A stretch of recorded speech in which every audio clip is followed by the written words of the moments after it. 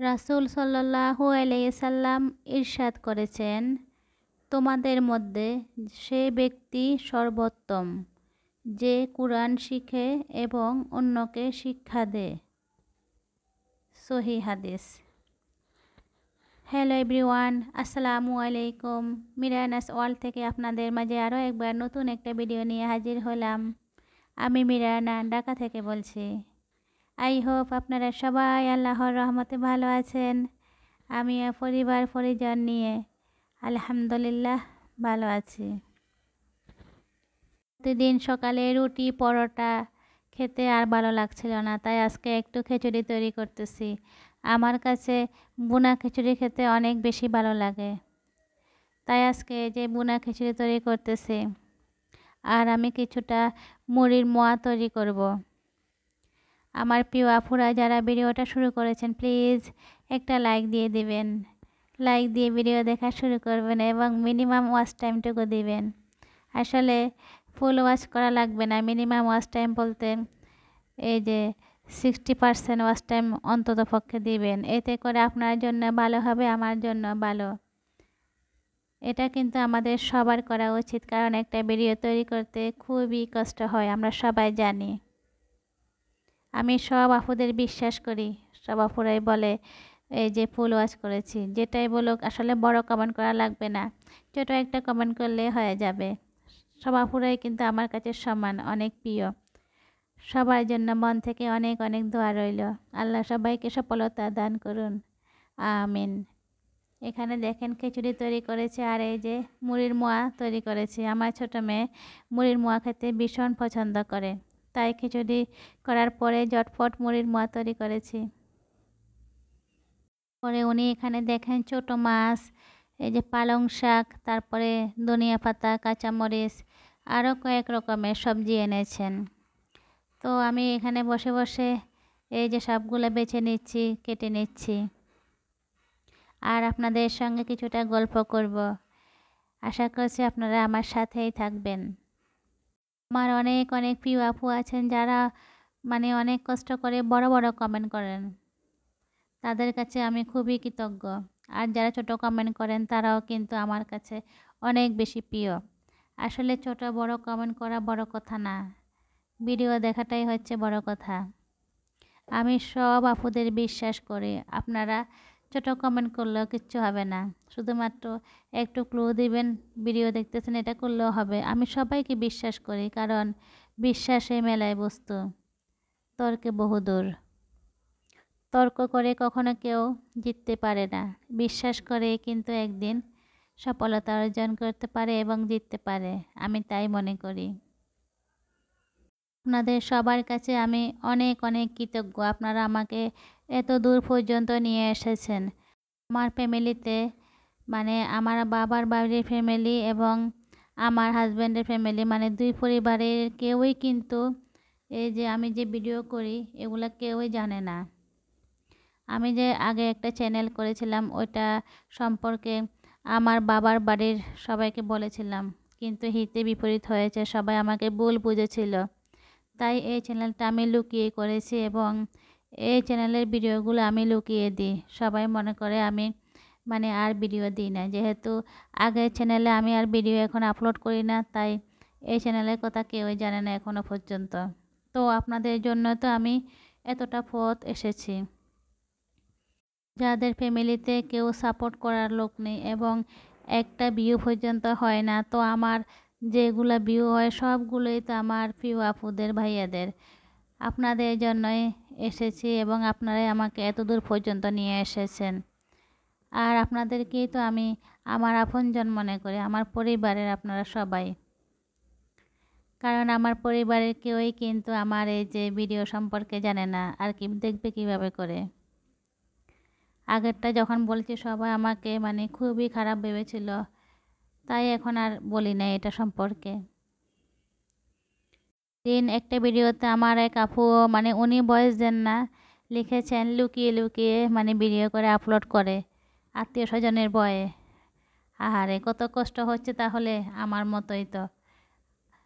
Video করতে গেলে বা ভিডিও দিতে গেলে কিন্তু আসলে আত্মীয় স্বজনের বই যদি করা হয় তাহলে এটাও কিন্তু ভিন্ন একটা কষ্ট।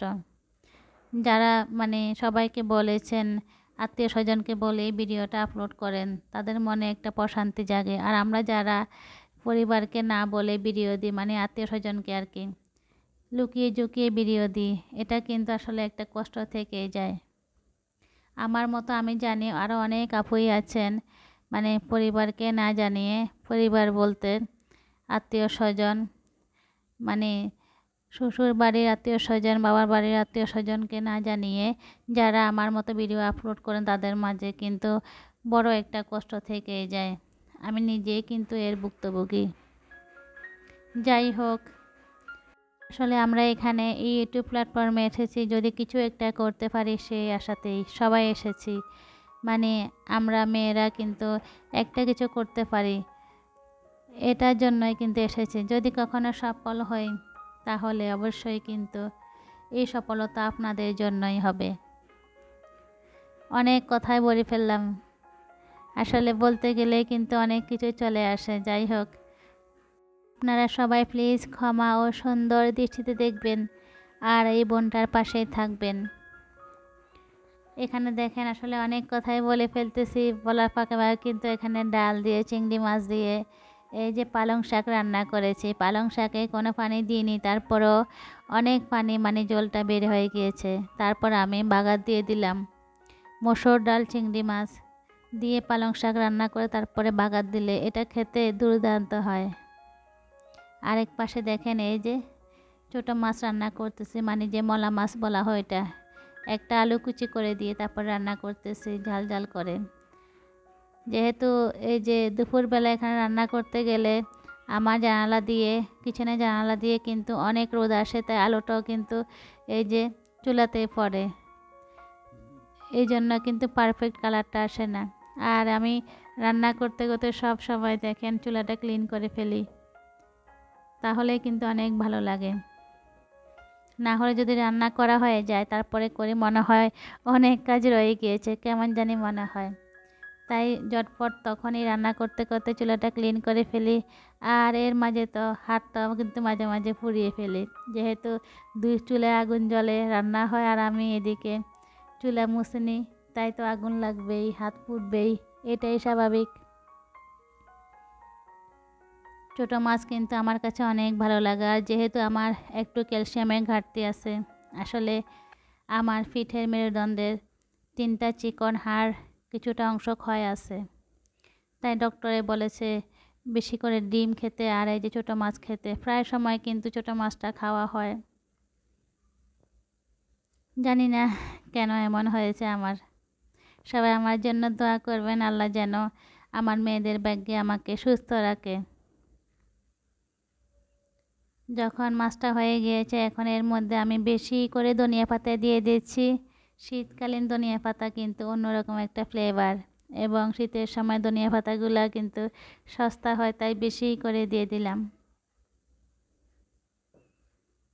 আর রান্না করেছি পালং শাক। আজকে এগুলা দিয়ে দুপুরে খাবার খেয়ে নিব। আমার মেয়েরা কিন্তু চলে গিয়েছে গোসল করতে, ছোটো মেয়েকে গরম পানি দিয়ে এসেছি, ও নিজেই গোসল করতে পারে, শুধুমাত্র মাথাটা একটু মুছে দিই, যেহেতু ঠান্ডার সিজন, ঠান্ডা লেগে যাবে। এই যে দেখেন এদিকে কিন্তু রান্নাগুলো দুটোই কমপ্লিট হয়ে গিয়েছে। আর আমি 2টা মাছ ওদের জন্য বেজে নিয়েছি, যেহেতু ছোটো মাছটা একটু ঝাল ঝাল হবে, খাবে একটু খায়। তারপরও আবার রুই মাছ 2 পিস ওদের জন্য বেজে নিয়েছি। এখন আমরা সবাই অফ ক্যামেরা খেয়ে নিব দুপুরের খাবার। এটা হচ্ছে এই যে দুপুরের পরে বিকালে আমার ছোটো মেয়ে দেখেন ড্রয়িং করতেছে, ও ড্রয়িংয়ে কিন্তু মাশাআল্লাহ অনেক ভালো। আমার বড় মেয়েও কিন্তু অনেক ভালো। ওই বলে না এই যে প্রথম হাল যেদিকে যায় পরের হালটাও সেদিকে যায়, তো আমার বড় মেয়ে যেহেতু ড্রয়িংয়ে অনেক ভালো, আমার ছোটো মেয়েও তাই। এখন দেখেন ওই যে ড্রয়িং বইতে যে এক পাশে একটা এই যে রং করা থাকে ফুল, বা এক পাশে রং থাকে না, ওটা মাশাআল্লাহ আমার 2 মেয়ে কিন্তু ড্রয়িংয়ে এক্সপার্ট, তারা ড্রয়িং করতে অনেক বেশি ভালোবাসে। আর আমিও কিন্তু বলি ড্রয়িং করো, এতে করে মোবাইলের প্রতি আসক্ত অনেকটাই কমে যাবে। যেহেতু মোবাইল দেখা ভালো না, চোখের জন্য ভালো না, আর এমনিতেও কিন্তু মোবাইল থেকে দূরে থাকা একটু ভালো। সেই জন্য ড্রয়িংয়ের প্রতি ওদেরকে আগ্রহটা বেশি করে দিই, যাতে করে ওরা ড্রয়িংয়ের প্রতি ঝুঁকে পড়ে। আপনারা যারা ধৈর্য সহকারে এতক্ষণ পর্যন্ত আমার সাথে ছিলেন, সবার জন্য মন থেকে অনেক অনেক দোয়া রইল। আল্লাহ হাফেজ।